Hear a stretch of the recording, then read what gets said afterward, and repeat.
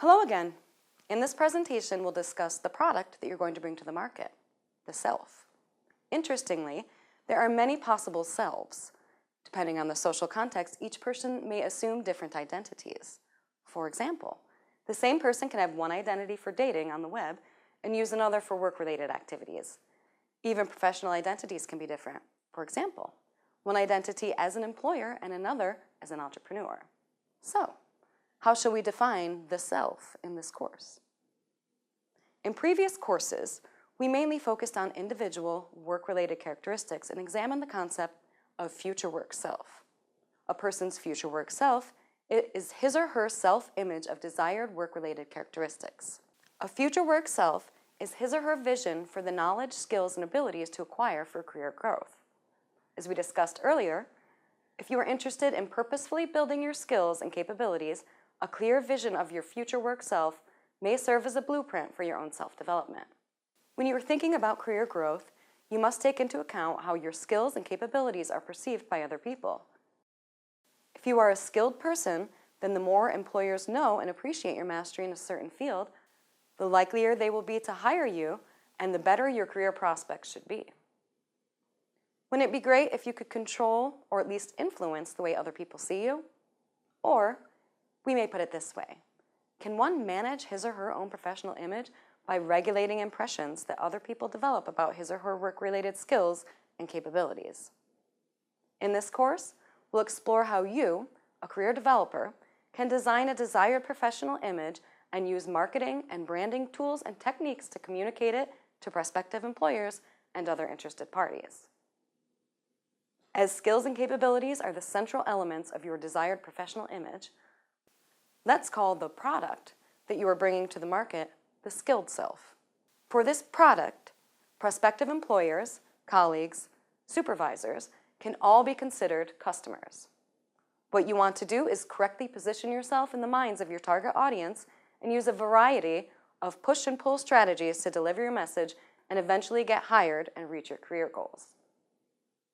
Push strategies will include self-marketing techniques such as advertising, promotion, direct selling, and public relations. Pull strategies will include personal branding and impression management. As your customers are simultaneously exposed to promotional messages that are sent by many other job seekers and career developers, your goal is to stand out and make sure that your vision of yourself as the skilled self adequately translates into their impression of you as the preferred candidate.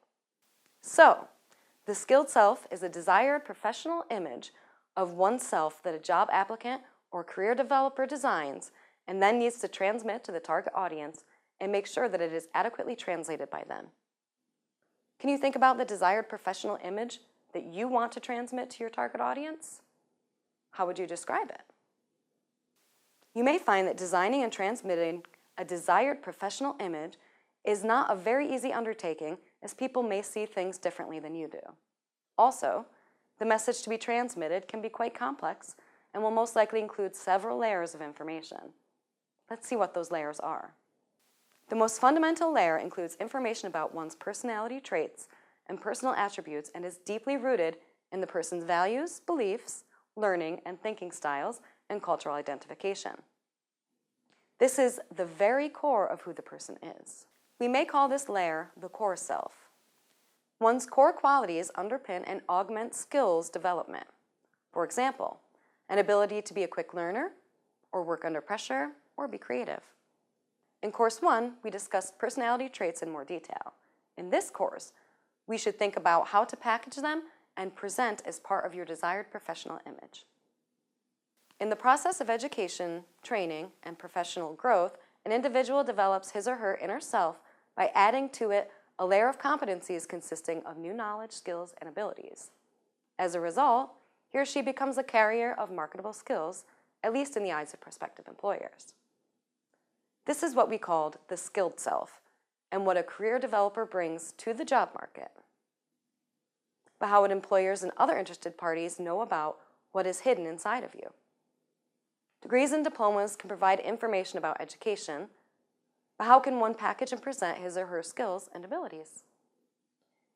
To make one's skills and abilities visible to outside parties, the person needs to create a layer of artifacts. An artifact is a physical object, such as a document, image, certificate, plaque, or a sign, or a digital object, such as a website, e-portfolio, or a badge. Artifacts serve as evidence of one's mastery in a chosen field.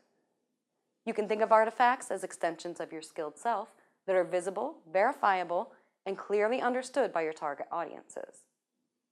In many professional occupations, the need for creating extended skilled selves was recognized a long time ago. For example, when visiting a doctor's office, you can find an office plaque with the doctor's credentials on the wall. What do you think is the purpose of that artifact? What is it supposed to tell you? What is your impression when you visited a doctor's office for the first time? In today's digitized world, almost everyone has obtained a digital identity which is based on digital artifacts. Digital artifacts include electronic resumes, LinkedIn and Facebook profiles, e-portfolios, websites, blogs, Twitter, SlideShare presentations, and so on. For a career developer, creating an impressive and effective layer of digital artifacts is a powerful way of presenting his or her skilled self to the target audience.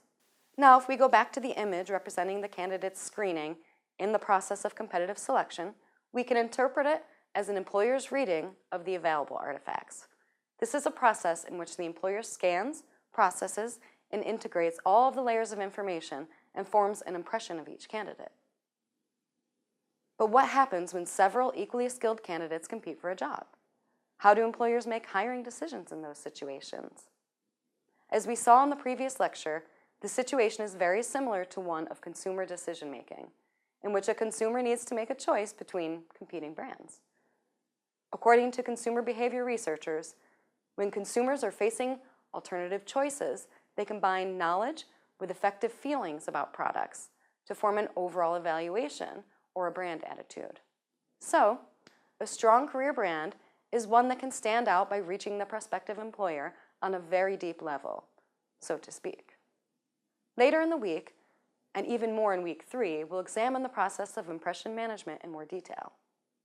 The goal of impression management is to focus and amplify the signal that your career brand is sending to the employer. According to leading authorities on marketing communications, Jack Trout and Al Rise, you have to consider that only a little of your message is going to get through to the employer. The employer's mind can only take so much information, and it blocks out everything that is not important or relevant. Trout and Rise define positioning as what you do to the mind of the prospect. So, your tasks are twofold. First, you need to correctly position the product in the mind of the prospect. Second, the signal you are sending must be strong enough. Now, let's see what you can do for your career brand image to be strong. If you can communicate that you are a genuinely good person, trustworthy, hardworking, with strong values, this is great and absolutely necessary, but cannot be enough to qualify for a highly skilled position. If you can prove that you have got required competencies and skills, you'll add significantly to your brand. Can you adequately support your claims with evidence of your mastery? Can you make your skills and abilities visible? Now, we can do one more step. If you did a good job of creating a solid layer of artifacts to prove and demonstrate your mastery in the field, would it be enough to support your brand? The answer actually depends on the competition in your area. If you are in a rare situation where employers and recruiters are desperately looking for people like you, chances are that they will immediately notice and even chase you. But if this is not the case, and there is a lot of competition in the area, you will probably need to do more to stand out and promote yourself. How would you do this? The final layer that you will need to add to your product is communication in various forms and through a variety of channels, including interpersonal live communications, social media, web presence, referrals, and emails. It is through communication that your product, the skilled self, comes alive and can advocate for you. Without properly arranged and actually working communication channels, your skilled self may remain the best kept secret in town. Let's review what we've discussed so far. The product that you are bringing to the market is your skilled self. It is based on your core self that includes your personal characteristics, personality traits, values, and beliefs, and defines who you are. The central element of the skilled self is the unique combination of competencies and skills the very reason a prospective employer would want to hire you. Each of your skills must be properly documented and supported by artifacts, proving your mastery in the field. Finally, you need to find ways to properly communicate your skilled self to target audiences. In the following presentations, we'll talk about the use of marketing theory for self-marketing. Some of the topics we'll discuss are: what is marketing philosophy? How relevant is it for self-marketing? What is marketing audit and how can it be used for career branding? What is relationship marketing, network marketing? Is there any use of popular marketing mix models such as 4P and 7C for self-marketing? I'll see you soon.